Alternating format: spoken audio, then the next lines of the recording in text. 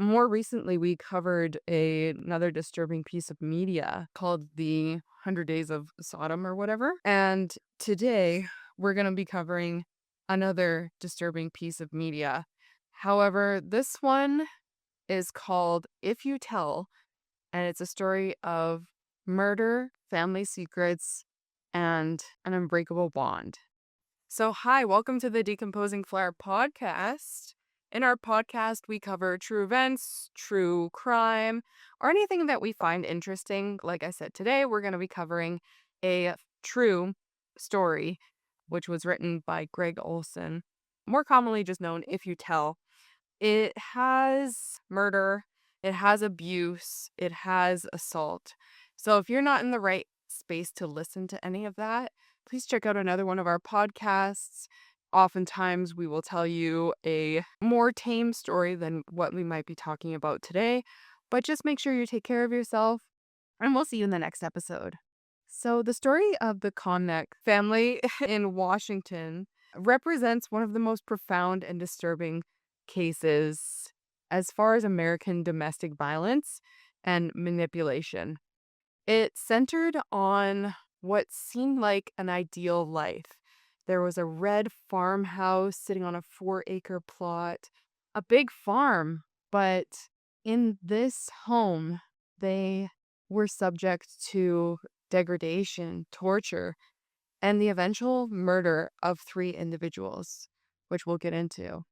And this all happened at the hands of Shelly Knotek and her complicit husband, David. To understand the horrors that transpired in the farmhouse, we need to understand the formative years of the woman who would eventually orchestrate them.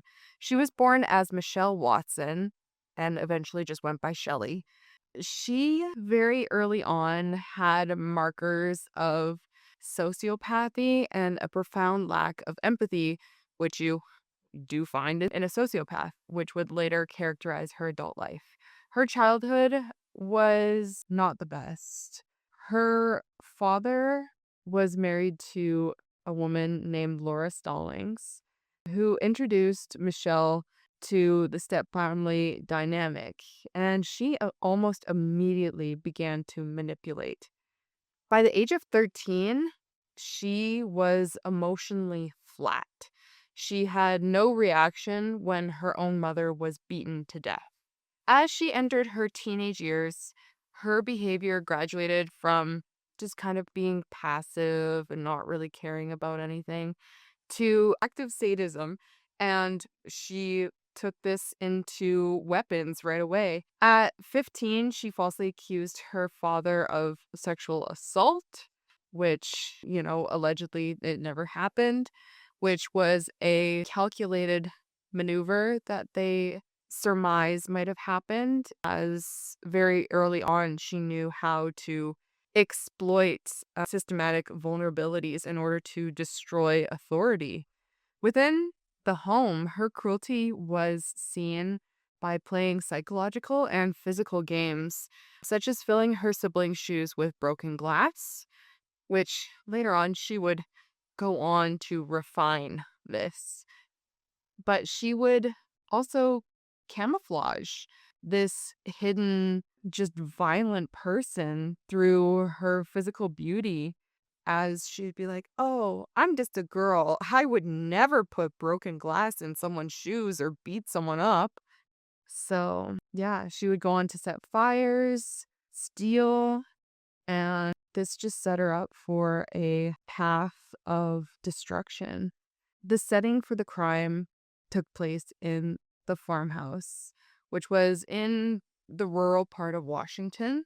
It allowed Shelley to create physical and psychological isolation in order for her really manipulative ways to set in. The property was well maintained, featuring lots of animals, a clean exterior. Everything projected an image of stability to neighbors and to passerbys. However, inside the home, the environment was terrible. Shelley could snap on the flick of a dime. She could be happy one moment and then unpredictably evil in the next. And this was also another form of control. You never knew when Shelley was about to burst. Did you microwave beans in the microwave and it popped? Oh, she would be upset over that. Oh, did you not do the dishes? Is the toilet paper not turned right? Anything would set her off. And these rules would shift constantly. Her victims, her husband, her daughters, and anyone who stayed in the house were under a state of hypervigilance. You never knew when something was going to happen. The farmhouse was a house that hurt people, where basic needs like food, hygiene, and their safety were withheld or weaponized in order for Shelley to maintain dominance. She exerted control over everyone who was inside. And like I said, people who stayed in her house, she would go to find vulnerable individuals, people who were looking for somewhere to go. These people would often be on the street, and these innocent people who were facing, family disputes, financially just weren't in the right place or having issues with their mental health, she would come by and offer them place, trying to be like this Mother Teresa. Oh, yeah, no, it's okay.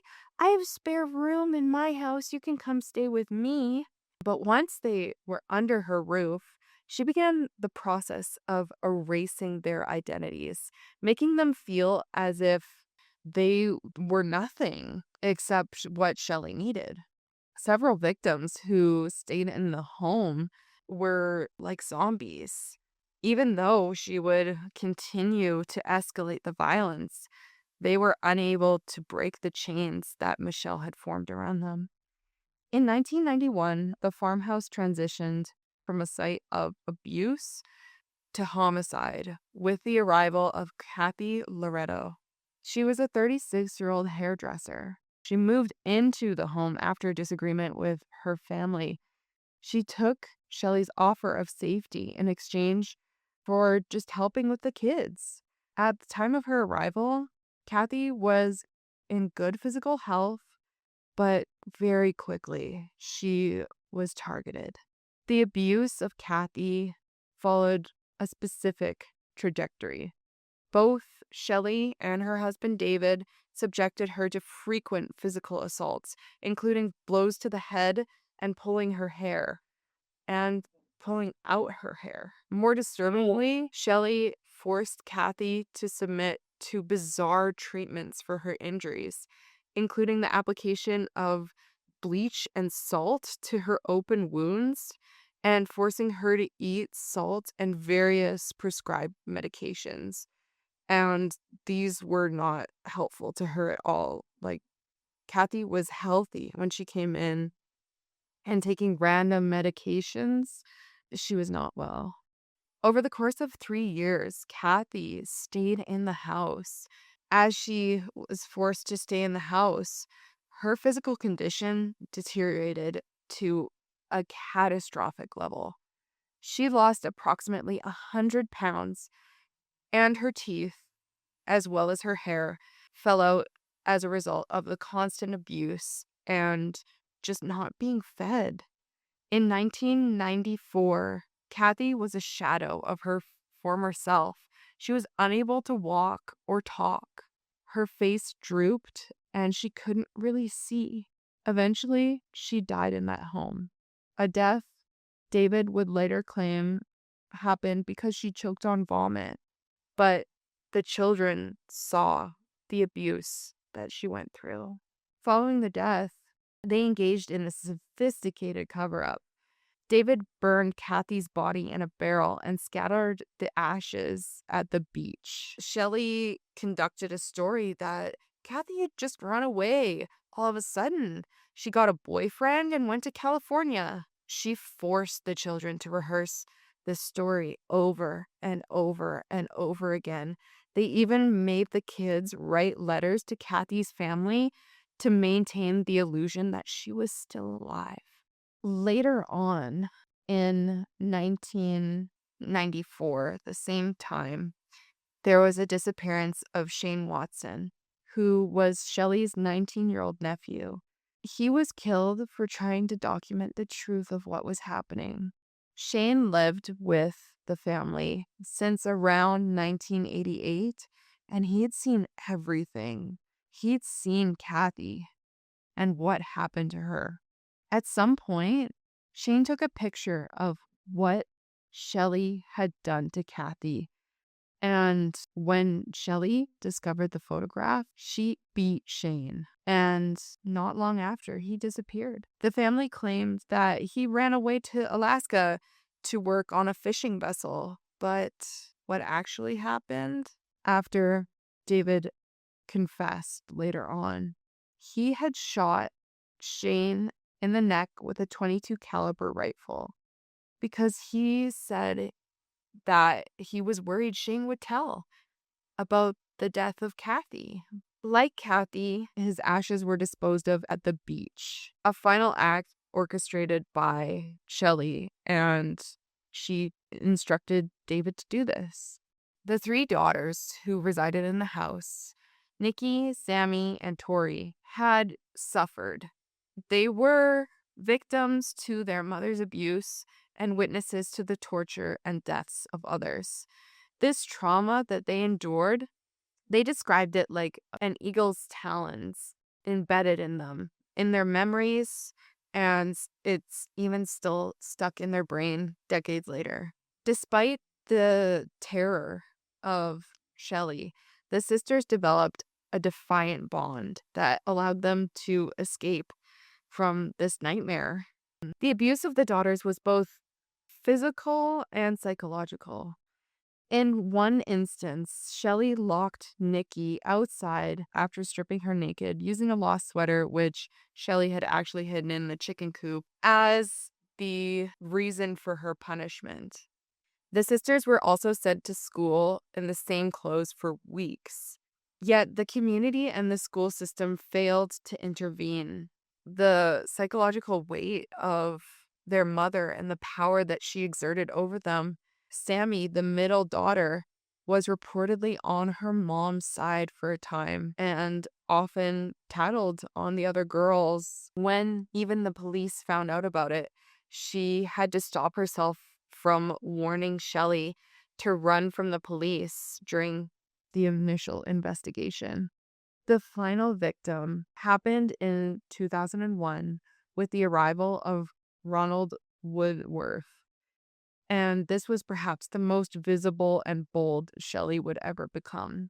Ronald was a 57-year-old local man who moved into the house, and he was also subjected to similar abuse that Kathy went through, but Shelly put a public twist on it.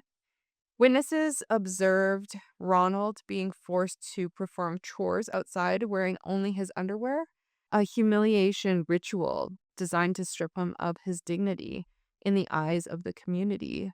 There was a 57-year-old in his tighty whities outside. Can you imagine what the kids in the neighborhood would say? Seeing this, he's just a crazy old man. The physical torture of Ronald was particularly grotesque. Shelly would force him to jump from the second-story roof of the farmhouse onto gravel while he didn't have any shoes on. This caused him to suffer multiple broken bones and severe lacerations. She then would treat these injuries by immersing his feet in boiling water and bleach until the skin sloughed off. 2 years later, Ronald would disappear in 2003. It was later determined that he died of a result of prolonged torture. David would take his body in the backyard and bury it. Later on, he would say to the police, "Oh, I think Ronald just committed suicide. Like, his body was just there and I buried him." It was so sad. The case of Ronald highlighted another failure in the community. They would observe him jumping from the roof, being naked outside, but there was no welfare checks. The police weren't called for years. This was a small town. People knew that there was crazy Shelly, but her eccentric reputation provided cover for her being abusive. They just thought she was some crazy lady who would let crazies in her own house. But even after Kathy disappeared, she was never questioned after, allowing her crimes to just continue. Later on, Shelly would still continue to go on with her crimes because she wasn't caught right away. While she was working as a caregiver for 81-year-old James McClintock, she would reportedly use her position to isolate him and steal his money. When James died in February of 2002 from a head trauma sustained while in Shelley's care, and she was never charged for this, by the way. Following his death, Shelley inherited everything, his home, his money. While she wasn't charged, it's pretty suspicious using her caretaker persona that when this guy randomly died, she just got everything. And there were no questions asked. But her reign would end after a decade of abuse in 2003, when the two daughters, Nikki and Sammy, contacted the police, letting them know about what happened to Ronald and the abuse he suffered. They told years of trauma, and it took immense courage for these sisters to speak out as they were told what would happen if they ever told. The police investigated finally and revealed the true extent of this house of horrors. In August of that same year, authorities executed a search warrant and discovered the remains in the backyard, which they eventually identified as Ronald. David, perhaps sensing the inevitability of the situation, confessed to burying Ronald in the backyard, where he made up that whole story. Oh, I think he committed suicide. Like, I buried his body. It was so sad. And he would lead the police to the sites where he had burned the bodies of Kathy and Shane, as well as showing them the rifle in the laundry room. He confessed to pretty much everything. But this isn't to say their legal proceedings were super duper easy, as it was complicated by the lack of physical remains for two of the three victims. Because they had been cremated and buried at sea, there was no ashes at the beach. There was nothing that they could do. So it was really hard to try to get David and Shelley these first-degree murder convictions that they deserved. This led to a plea negotiation that many, many, many people found very unsatisfying, myself included. Shelley entered a plea deal where she did not admit responsibility, but acknowledged that they probably had enough evidence to secure a conviction. This allowed her to maintain a facade of being innocent, even as she was sentenced to 22 years in prison. David, who had provided crucial information to the investigators, pleaded guilty to the second-degree murder of Shane Watson and was sentenced to 15 years. David was paroled in 2016 after serving approximately 13 years. His release was significantly less publicized than his wife, as even though he was guilty and still an accomplice to the crimes, many people also viewed him as a victim. However, Shelley's release on November 8th of 2002, after only serving 18 years of her 22-year sentence, triggered a wave of dismay in the community. Now she is, or at that time, she was 68 years old and in poor health, and she was not expected to return to the community. However, her daughters issued a public warning for people to be careful.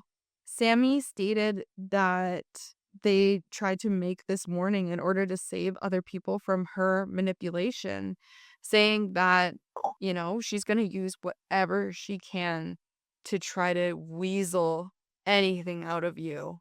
Oh, I'm so old and I'm so sick. And you're trying to get money, or your life away from you.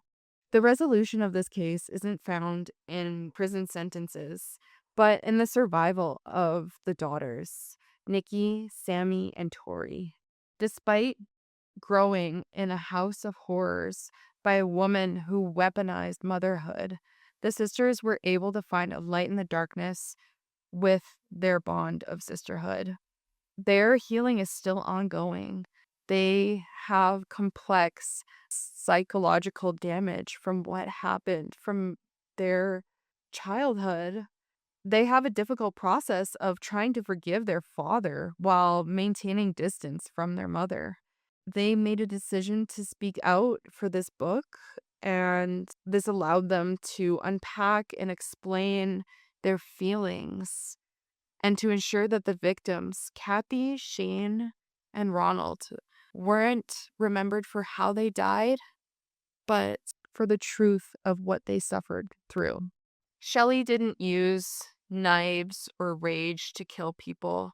She used a slow and invisible cruelty to make her victims feel less than human. This psychological warfare is as lethal as any weapon, and it took lives. So she's out there right now, free, but the sisters still remain after surviving over a decade of absolute evil, showing that even the most strongest bonds can't be broken. And that's where we're at for today's case. Let us know your thoughts down below. We also have a Google form if you have any case suggestions. We always love to hear your thoughts, comments, and anything that you want to hear. But until then, we'll see you in the next episode. Bye.